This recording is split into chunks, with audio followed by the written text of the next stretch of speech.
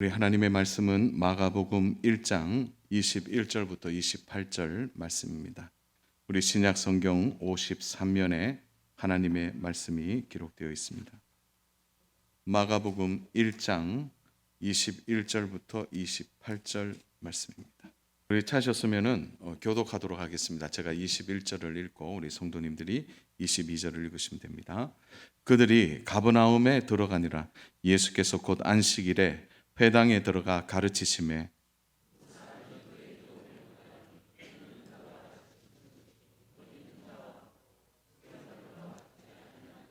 마침 그들의 회당에 더러운 귀신 들린 사람이 있어 소리질러 이르되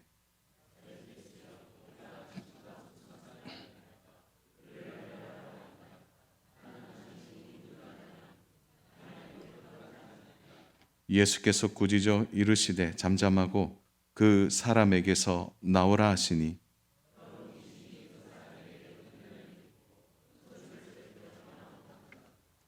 다 놀라 서로 물어 이르되 이는 어찌미냐 권위 있는 새 교훈이로다. 더러운 귀신들에게 명한즉 순종하는도다 하더라. 같이 봅니다.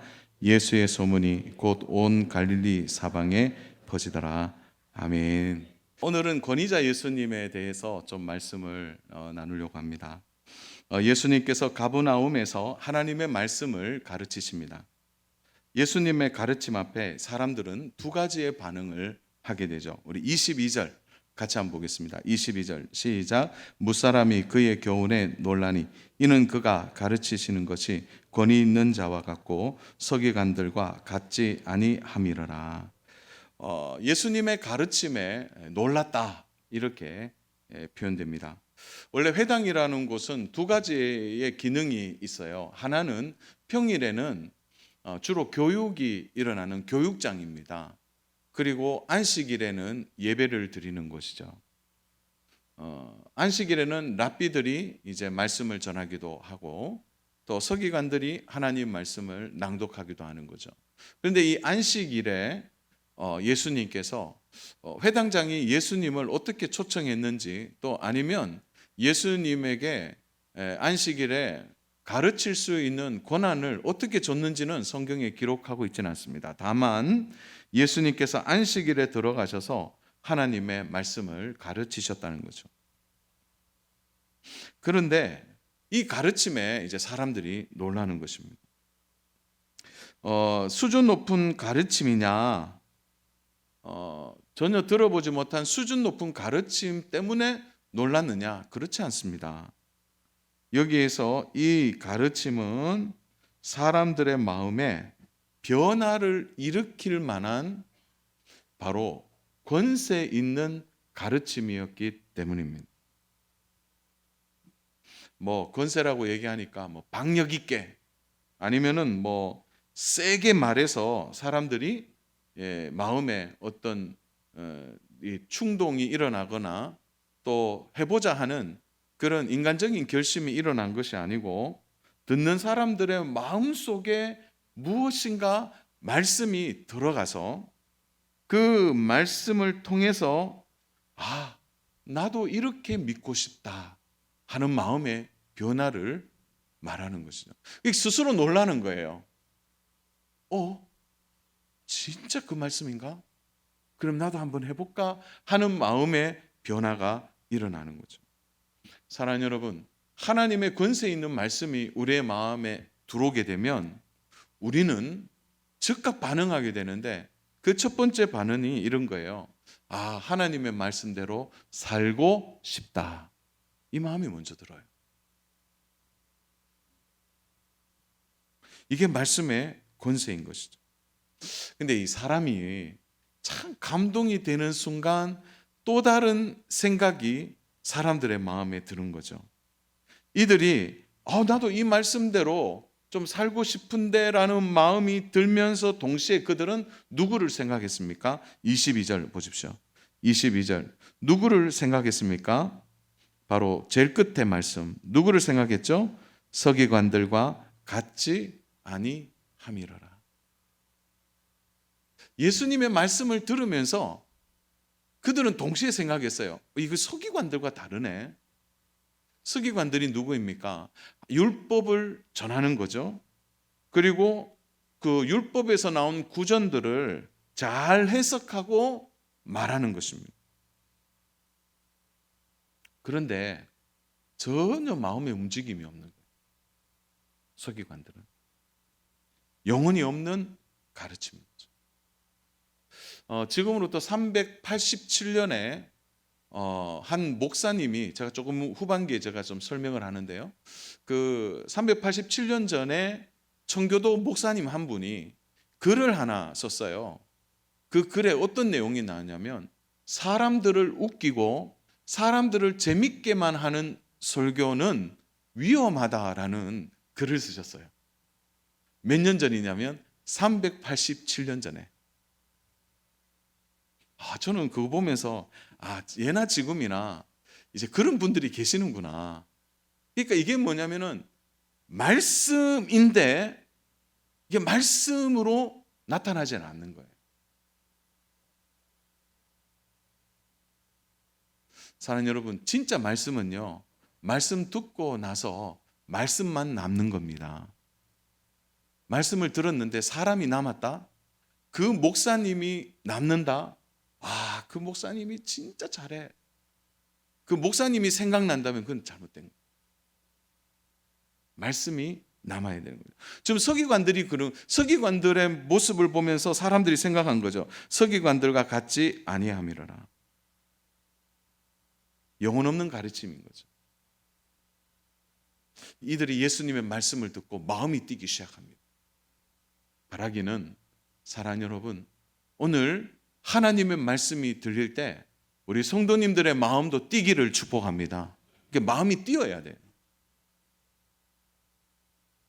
진짜 권위 있는 말씀은 마음을 움직이는 것입니다. 무엇을 가르쳤느냐, 누가 이것에 대하여 누가 가르쳤는지 상관없이 하나님의 말씀이 마음을 뛰게 돼요.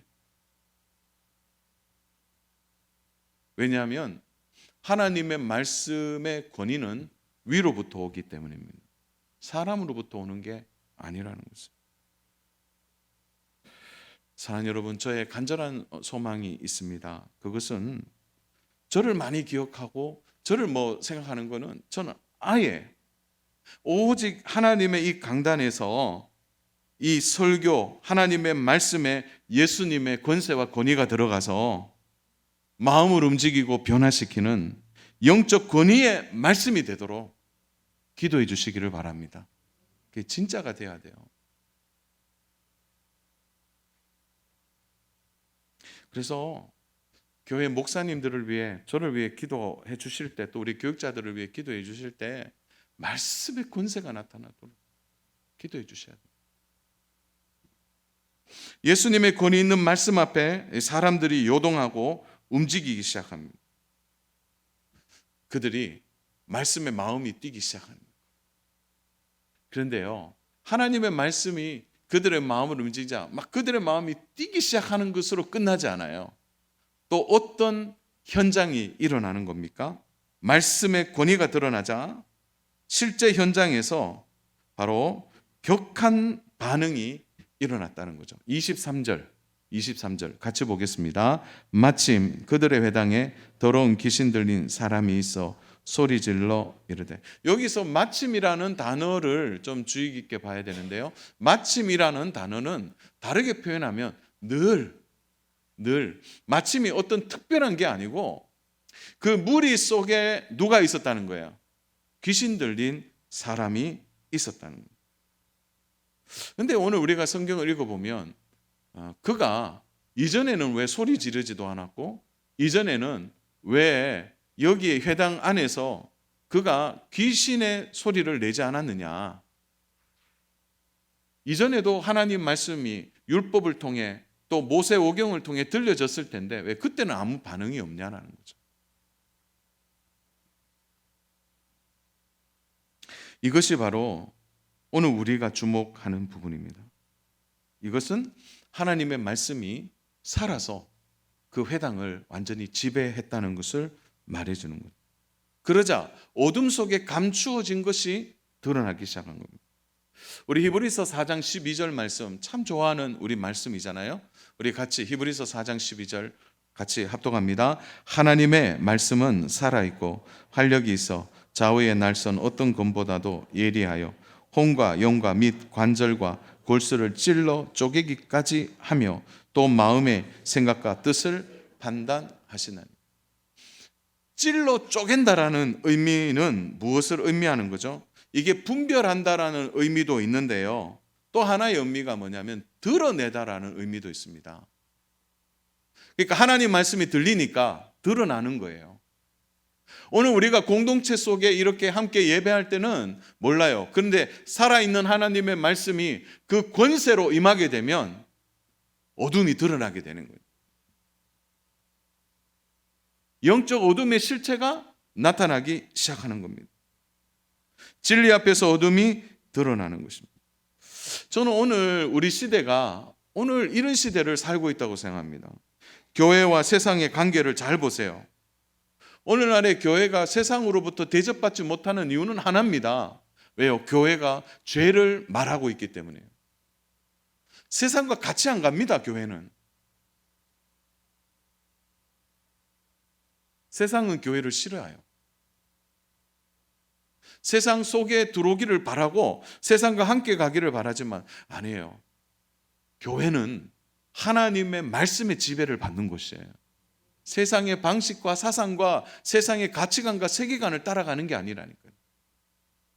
그래서 지난 2000년 교회 역사 속에 보세요. 교회가 세상으로부터 딱 한 400년 정도, 어떤 의미에서 보면은 그때는 세상과 짝해서, 어떤 의미에는 세상이 교회를 존중해주고 세상이 교회를 높이 쳐줬을 때 그때 교회가 가장 타락했습니다.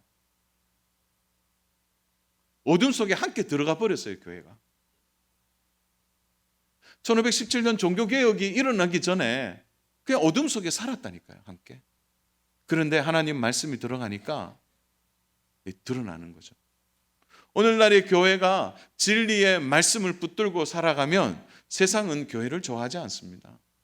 드러내기 때문이죠. 세상은 자꾸 감추려고 해요. 그런데 교회는 드러내잖아요, 죄를. 그 중에 하나가 동성애 아닙니까? 사랑하는 여러분, 아직 우리가 생각할 때 동성애자를 향해서 미워하면 안 된다는데 우리 언제 미워했습니까? 그게 죄라고 말했지. 근데 동성애는 죄입니다. 성경이 분명히 얘기해요. 이 세상이 불편한 겁니다. 사랑하는 여러분, 동성애가 무슨 축제입니까? 자신들의 정욕대로 살아가는데 그게 무슨 축제의 이름을, 문화의 이름으로 나갑니까? 가정이 붕괴되는 겁니다. 동성애로 인한 에이즈 문제까지 사회적 비용이 얼마나 많이 지출되고 있습니까? 그러니까 교회가 빛을 가지고 하나님의 말씀 안에 진리의 말씀을 붙들고 하나님의 말씀의 권위를 가질 때마다 세상은 드러나게 되어 있는 거예요.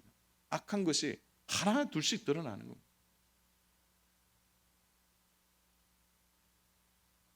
저는 세상을 적대시하라고 하는 것이 아니라 성도는 세상을 잘 보고 분별해야 합니다. 악한 세력들은 한 사람들의 삶을 교란시키고 불행하도록 고통 속에 이끌어가는 거예요. 요즘 보십시오. 세상에 있는 것 중에 보십시오. 악한 것들이 얼마나 많이 우리 가운데 있는지 모릅니다. 요즘 고등학생들 학원에도 마약이 움직이고 있는 것처럼 그게 사람의 삶을 윤택하게 합니까? 오늘 이 하나님의 말씀이 교회가 바르게 분별하고 그 권위 안에 살아가면 세상은 자꾸 죄 안에 드러나게 되는 거죠. 그 작은 회당 안에서 예수님의 권위 있는 말씀이 들리자 사람들이 마음에 나도 말씀대로 살고 싶은 마음이 들면서 동시에 어둠의 죄가 드러나고 숨겨졌던 귀신이 바로 자기의 정체가 드러나 버리는 거예요. 요즘 시대에 무슨 귀신이 있느냐 그렇게 말씀하는 분도 있습니다. 요즘 현대 사회에 밤도 대낮처럼 환한데 무슨 귀신이 있느냐? 그는 허구와 가상의 존재라고 얘기합니다. 근데 가만히 보세요. 문화 속에 얼마나 많은 이 악한 세력에 대한 희석들이 들어있는지 모르는 거죠. 인권 속에도 들어와 있는 겁니다. 사상 속에도 들어와 있는 거죠. 교육 속에도 들어와 있는 것입니다. 저희 아이가 과학생님하고 약간 이제 다툰 적이 있는데, 과학생님이 진화론에 대한 이야기를 하니까 이제 우리 아이가 그 진화도 이론인데 왜 그것만 얘기하는 거예요? 창조에 대해서도 얘기를 이제 하면 좋겠다. 이렇게 부딪히는 거예요. 그것이 어느 날 보세요. 우리 안에 들어와 있는 거죠. 어두움의 영은 지금도 곳곳에 사람들을 사로잡고 움직이는 것입니다. 오늘 우리 사회에 이해할 수 없는 일들이 얼마나 많이 일어나는지 모릅니다. 다 알고 보면 악한 영이 그 속을 사로잡고 움직이고 있는 거예요. 저도 요즘 교회를 위해서 많이 기도하는 것 중에 하나가 교회 안전 문제예요. 안전 문제. 우리 장로님들과 함께 고민하는 부분이 그 부분이에요. 왜냐하면 함께 기도하는 이 공식적인 예배 자리 외에 또 개인적으로 기도하시는 분들이 있을 때 한 번씩 걱정이 되는 거예요. 걱정이. 요즘 사회가 워낙 악하고 그러니까. 그래서 우리 장로님들하고 우리 들어올 때 지문합시다. 지문. 아무도 못 들어오도록. 그 정도까지 생각할 만큼 이 안전 문제가 교회 안에서도 이제는 정말 걱정해야 될 문제입니다. 그래서 공적인 예배 자리에서 우리 함께 기도할 때 함께 뜨겁게 기도하시고, 또 예배 후에 한 2, 30분 더 기도할 수 있는 시간에 함께 기도하시고, 함께 우리가 오늘 이 시대 속에서 무엇이 지혜인지를 깨달아야 되는 거예요. 정말 어려운 시대를 살아가고 있는 거죠. 귀신에 사로잡히면 자신이 무엇을 하는지 그것도 모르는 거예요. 지금 이 귀신이 소리를 지르는데 자기가 소리 지르는가 알까요? 모릅니다. 잡혀있기 때문이죠. 회당장 안에서 귀신 들린 사람은 언제나 거기 있었어요. 그러나 제대로 하나님의 말씀이 들리고 하나님의 말씀에 권위가 임하자 권세 있는 예수님의 이름 앞에 귀신의 정체가 드러나고 소리를 지르고 떠나게 되는 것이죠. 바랍니다. 사랑하는 여러분, 저는 우리 교회가 진리 안에 굳건한 교회가 되기를 축복합니다. 그래서 하나님의 진리의 말씀이 선포되는 이때 진짜 감추어진 게 드러나야 되는 거예요. 죄가 드러나고 어둠이 드러나는 거죠. 귀신들이 떠나가야 되는 거죠.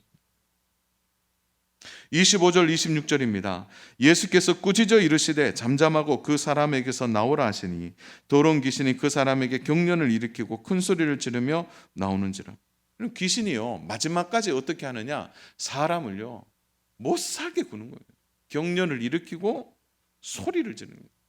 잘못 이해하면 마지막까지 반항하고 또 반응한다 이렇게 볼 수 있는데, 이게 제압을 당하면 이런 일이 일어나는 거예요. 제압을 당하면. 예수님께서 귀신을 꾸짖었다고 나오는데 이것이 가능한 이유가 뭡니까? 예수님의 권세가 귀신과 다르기 때문이죠. 이것은 예수님의 신적 권위를 보여주는 것입니다. 사랑하는 여러분, 믿으셔야 합니다. 예수님의 권위 앞에 그 어떤 존재도 대적할 수 없는 겁니다. 우리는 예수님의 권세를 믿습니다. 24절 보십시오. 나사렛 예수여, 우리가 당신과 무슨 상관이 있나이까? 우리를 멸하러 왔나이까? 나는 당신이 누구인지를 아노니 하나님의 거룩한 자니라. 얼핏 들어보면 예수님을 인정하는 것처럼 들리시죠? 그러나 예수님은 어떻게 호칭하고 있습니까? 나사렛 예수라고 호칭하는 거예요. 귀신 들린 사람이 예수님을 호칭할 때 의도적으로 예수님의 출신을 낮게 부르는 거죠. 하나님의 아들 예수여 이렇게 말하잖아요. 나사렛 예수여. 이건 먼저 가장 천한 동네에 예수가 아니냐. 예수님의 권위를 무시하고자 하는 거죠. 그래서 예수님이 딱 잘라 얘기하는 거죠. 떠나라는 거죠. 떠나라는 거죠. 예수님의 권위를 인정하지 않으려고 하는 것입니다. 그 즉시 예수님은 귀신을 내어 쫓으십니다. 그의 말을 무시하시고 즉각 제압하시는 것이죠.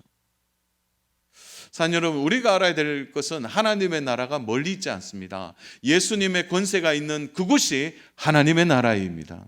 그래서 우리의 가정도 하나님의 나라가 임할 수 있는 거죠. 무엇을 믿는 것입니까? 예수님의 권세를 믿는 것입니다. 누구든지 하나님의 말씀을 듣고 믿으면 사단의 나라에서 하나님의 나라로 옮겨지게 되는 것입니다. 사랑 여러분, 우리 복된 우리 성도님들의 가정에 하나님의 나라가 있기를 축복합니다. 예수님의 권세가 있기를 축복합니다. 사단의 나라가 떠나가는 거죠. 감추었던 어둠이 떠나가는 거죠. 일터도 마찬가지입니다. 혹시 일터에서 시작할 때 일터도 축복하십시오. 축복하면서 기도하십시오. 하나님, 이곳에 하나님의 나라가 임하게 해달라고, 예수님의 권세가 임하게 해달라고 기도하는 것입니다. 오늘 우리가 세상을 이기고 세상의 죄를 드러내는 방법은 예수님의 권세를 믿는 것입니다. 예수님의 권세 있는, 권위 있는 가르침을 우리가 믿고 따라가는 것입니다. 사랑 여러분, 우리에게 진짜 축복이 뭔지 아세요? 그것은 예수님의 권세가 예수님으로 끝나지 않고 예수님의 그 권위를 우리에게 위임해 주셨다는 것입니다. 마태복음 28장 18절에서 20절 말씀인데 우리 믿음으로 함께 합독하겠습니다. 마태복음 28장 18절부터 20절입니다. 18절, 예수께서 나와 말씀하여 이르시되 하늘과 땅의 모든 권세를 내게 주셨으니. 자, 누구에게 주셨다고요? 한번 손으로 하면 누구한테요? 내게 주셨다는 거예요. 19절 시작. 그러므로 너희는 가서 모든 민족을 제자로 삼아 아버지와 아들과 성령의 이름으로 세례를 베풀고 내가 너희에게 분부한 모든 것을 가르쳐 지키게 하라. 볼지어다 내가 세상 끝날까지 너희와 항상 함께 있으리라 하시니라. 아멘. 하늘과 땅의 모든 권세를 내게 주셨다는 거예요. 그래서 이것을 가지고 대위임령이라는 단어를 사용합니다. 위임해 주셨다. 우리에게 다 위임해 주셨다. 오늘 우리가 신앙생활하면서 저도 이 말씀 준비하면서 사실은 이 말씀을 좀 묵상하다가 왜 묵상하게 됐느냐, 오늘 우리가 살아가는 삶의 어느 순간 보니까 예수님의 권세에 대해서 생각들이 많이 잊어버렸어요. 예수님의 권세, 예수님은 좋아하고 예수님의 말씀은 좋아하는데 예수님이 가지신 그 권세를 우리에게 주셨다는 것을 우리가 이렇게 순간 잊어버리고 살아갑니다. 왜 우리에게 힘이 없죠? 왜 우리에게 능력이 없습니까? 애당초 우리에게 힘과 능력이 없는 게 아닙니다. 우리가 예수님의 권세를 믿지 않는 거예요. 예수님의 권세가 우리에게 위임된 사실을 믿지 않는 것입니다. 믿으셔야 됩니다. 저희 아이가 저희 이제 여자방이 이상한데 저희 딸방, 이 딸방에 보면은 이제 딸이 둘이 한 방을 쓰는데 그 2층 침대가 아니고 침대가 이래 있으면은 밑에를 이렇게 쭉 꺼내면은 이제 밑에 위에 이렇게 자도록 돼 있어요. 밑에는 좀 불편해요. 위에서 언제 떨어질지 모르니까. 이렇게 툭 떨어질 수도 있고 그래서 이렇게 되는데, 그런데 이제 누가 위에를 쓸 거냐, 누가 아래를 쓸 거냐, 그거를 제가 이제 아버지의 권위로 한 달에 한 번씩 교체해라 이렇게 했어요. 그런데 이게 어느 날 지켜지다가 안 지켜지는 거예요. 그러면은 이제 반드시 저한테 민원을 넣는 이제 딸이 있어요. 그러면요 제가 딱 가서 제가 얘기하기도 하지만 대부분 제가 어떻게 하냐, 아빠가 옮기라고 그랬다, 가서 전달해. 그러면 가서 아빠가 오늘 옮기라고 했어, 그 말 한마디 하면 아무 소리 안 하고 옮깁니다. 그게 뭐냐, 아빠의 말을 위임받은 거예요. 자기의 게 아니에요. 사랑하는 여러분, 언제 예수님의 이름을 부르셨습니까? 언제 예수님의 권세에 대해서 우리가 그 예수님의 권세를 믿고 예수님의 권세, 그 권세로 우리가 언제 악한 영을 제압하고 또 우리의 삶에 일어나는 근심과 걱정을 물리쳐 보셨습니까?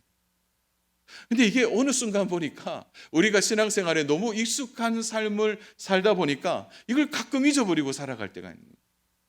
선포하는 믿음이 없어진 거예요, 어느 날.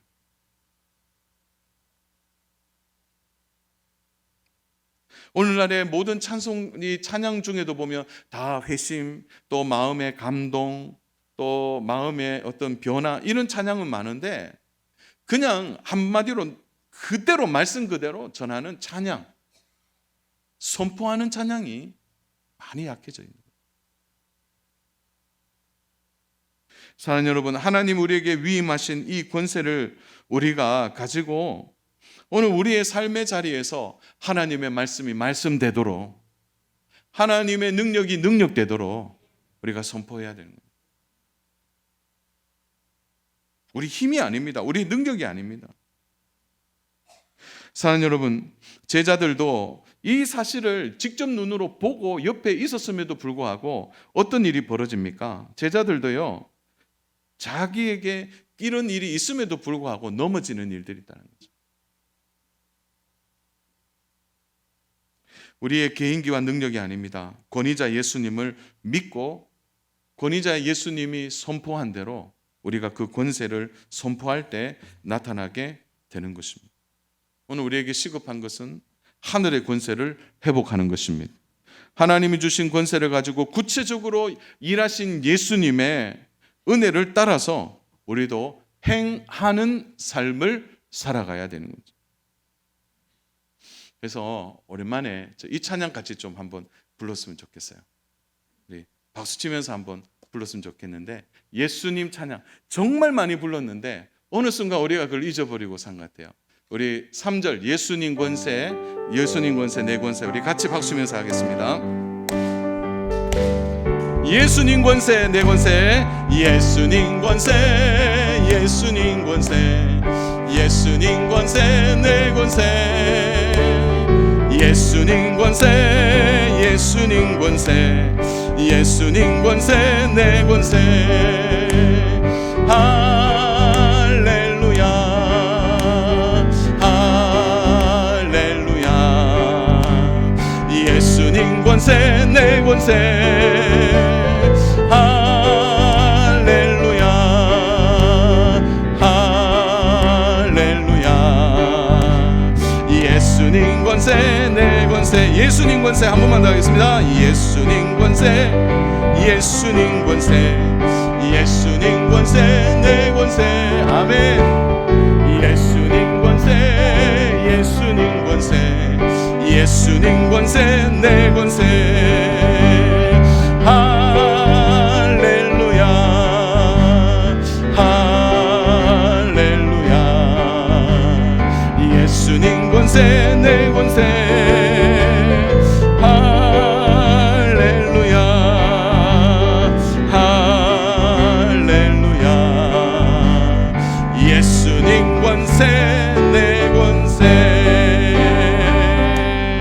아멘, 아멘, 아멘. 사랑하는 여러분, 우리가 이 찬양을 부를 때 예수님의 권세를 어떻게 생각하고 찬양하셨습니까? 오늘 우리가 선포해야 될 이 예수님의 권세는 그저 우리가 부른다고 되는 것이 아니에요. 우리에게 영권은 그냥 주어지지 않습니다. 진짜 영권은 하나님의 말씀을 믿는 데서부터 시작하는 겁니다. 그리고 그 말씀을 끊임없이 믿고 그 말씀을 내 안에 두고 되새김질하고 생각하고 기억하는 여기에서부터 우리의 영권이 시작되는 것입니다. 말씀과 가까워지셔야 합니다. 말씀과 가까워지지 않는데 무슨 권세가 있겠습니까? 하나님의 말씀과 가까워지지 않고 세상과 가까워지는데 무슨 우리에게 영권이 나타나겠습니까? 목사님들의 스승이라고 말하는 리차드 백스터라는 1387년 전에 청교도 목사님이 계십니다. 그가 저술한 5권의 책은 지금도 후대에게 읽힐 만큼, 그리고 저도 제 서재, 제 책장에 제일 앞에 두고 또 읽고 또 읽는 책입니다. 그 목자상에 이런 내용이 나옵니다. 신방에 대하여 언급하는데 이렇게 나와요. 신방을 하게 될 때 목회자는 반드시 이 첫 번째 질문을 해야 한다. 첫 번째 질문을 해야 한다. 가장 첫 번째 질문이 뭐냐? 성경을 읽습니까? 그리고 두 번째 질문은 이렇게 됩니다. 하나님의 말씀을 언제 읽었습니까? 신방의 가장 중요한 목적은 그 성도가 하나님의 말씀과 가까워 있는지 멀어져 있는지를 점검하는 것이 신방의 첫 번째 목적이라고 이야기합니다.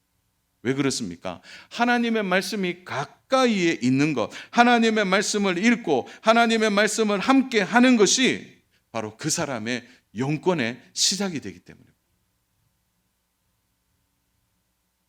성도로서 영적 권세를 가지고 사는 것은 결국 하나님의 말씀을 얼마나 많이 붙들고 그 말씀을 내가 붙들고 그 말씀에 사로잡혀 사는 이 맥락에서부터 진정한 영권이 시작되는 것입니다. 오늘날의 교회의 가장 중요한 역할도 이 부분입니다. 하나님의 말씀을 붙들고 살아갈 수 있도록 끊임없이 성도들을 향해 말씀을 가르치고 전하는 것입니다. 주 안에 사랑하는 여러분, 우리가 살아가는 삶의 자리에 어디에 귀신이 있는지, 어디에 사단이 다른 것을 동원해서 우리를 무너뜨리는지 우리는 알 수 없어요. 그러나 다만 그들을 꼼짝하게 못하게 만드는 영적 권위를 우리가 갖고 있어야 되지 않겠습니까? 그것이 우리의 일터나 우리의 직장이나 우리 자녀들의 학교 현장이나 또 살아가는 사회 속에서 어두움의 영들이 지배하는 세력을 이길 수 있는 방법은 결국 우리가 하나님의 말씀과 가까이 있고 그 말씀을 통하여 결국 예수님의 권위를 믿고 믿음으로 예수님의 권위를 선포하고 그 권세에 따라 살아가는, 그래서 예수님의 이름으로 사는 여기에 우리의 진정한 영권과 힘과 능력이 있다는 것을 우리는 믿어야 합니다. 요즘 사회는 불안합니다. 예전부터 부적을, 예전부터 점치는 일들을, 예전부터 무당들이 있었죠. 그러나 지금 사람들은 그것으로 인하여 안정을 누리지 못합니다. 사람들은 종이에 불과한 그것을 붙들고 살려고 하는 거죠. 심지어요, 대학 나오고 똑똑한 사람도 무당의 한마디에 그냥 사로잡혀서 꼼짝하지 못하는 삶을 살아갑니다. 사회적으로 괜찮은 직업을 가져도 마음이 불안하고 늘 약을 먹지 않으면 살 수 없을 만큼 힘들고 어려운 삶을 살아가는 사람들도 많이 있는 거죠. 영이 혼탁한 시대를 우리가 살아가는 거예요. 심지어 약국에는 불안한 마음을 이제 가라앉히는 약까지 많이 팔린다고 합니다. 사랑 여러분, 이런 시대에 오늘 우리가 가져야 할 진정한 영적 대안은 예수님의 권세를 믿고 그 권세 안에서 살아가는 삶이 오늘 이 땅에서 승리하는 진정한 삶이 될 줄로 믿습니다. 그러므로 권위자 예수님을 우리는 붙들어야 돼요. 예수님의 권세가 내 권세가 되도록 선포해야 합니다. 하나님의 말씀을 통하여 말씀의 권세를 믿어야 하는 거죠. 어느 날 새벽에 기도를 하고 있었는데 제가 기도하면서 얼마나 근심을 하고 기도하는지 하나님이 제 영을 보게 하셨어요. 기도를 하는데 주님, 이것도 이렇게 되고 저렇게 되는데 어떻게 해요 하는데 막 하나님께 기도가 올라가는 게 아니라 근심이 올라가는 거예요. 막 걱정이 쭉 올라가는 거예요. 하나님이 저의 등을 두드리시는 거예요. 너 왜 그렇게 근심하고 걱정하니? 왜 너는 나를 믿지 않느냐? 제가 순간적으로 왜 근심했지? 왜 걱정했지? 근심과 걱정을 다 맡기라고 하셨는데 왜 내가 짊어가려고 하지? 제가 그때 깨달았어요. 내려놔야 되는 거죠. 내 권세로 산다고요? 살아보세요. 얼마나 살겠습니까? 오늘 우리에게 필요한 것은 예수님의 권세입니다. 예수님의 권세를 가지고 사랑하는 성도 여러분, 여러분의 그 발걸음 옮기는 곳에마다 예수님의 권세를 선포하십시오. 주님, 이곳에 함께 해달라고 기도하십시오. 하나님의 나라가 이곳에 임하고 하나님의 말씀의 통치가 다스리는 나라가 되도록, 그 가정으로 들어갈 때도 기도하시고 또 여러분의 일터에 가셨을 때 기도하시고, 그래서 신앙생활이 선명하고 분명하도록 확신에 찬 권위자 예수님을 내가 믿고 대위임령을 받아 내가 예수님의 권세를 선포하는 믿음에, 그래서 귀신들이 드러나고 귀신들이 예수님의 이름으로 쫓겨나는 은혜가 있는 그런 신앙생활이 우리의 신앙생활이 되어야 되지 않겠습니까? 종교생활 누구든지 할 수 있어요. 종교생활의 가장 큰 특징은 사람을 의지합니다. 사람 의식하고 사는 게 종교생활이에요. 바리새인들이 그렇게 살았습니다. 그러나 신앙생활은 하나님을 의식하는 겁니다. 하나님의 권세를 믿고 사는 거예요. 예수님의 제자들이 3년 동안 예수님과 동고동락하면서 그들이 예수님을 제대로 알았을 때 그들에게 능력이 나타났습니다. 더 이상 도망자가 되지 않았다는 거죠. 오늘 우리가 이것을 믿는다면 주 안의 사랑 여러분, 어떻게 살아야 할까요? 오늘 영적 권세가 없는 것이 우리에게 가장 슬픈 일이 되어야 합니다. 돈이 없는 게 슬픈 일이 아니에요. 사회적 위치가 높지 않았다고 슬픈 일이 아니에요. 진짜 우리가 슬퍼야 될 것은 우리에게 영적 권위가 없다는 거예요. 영권이 없다는 거예요. 영적 권세가 없다는, 여기에 가슴을 치셔야 돼요. 이제 다시 말씀을 가까이 해야 합니다. 하나님의 말씀 앞으로 돌아와야 합니다.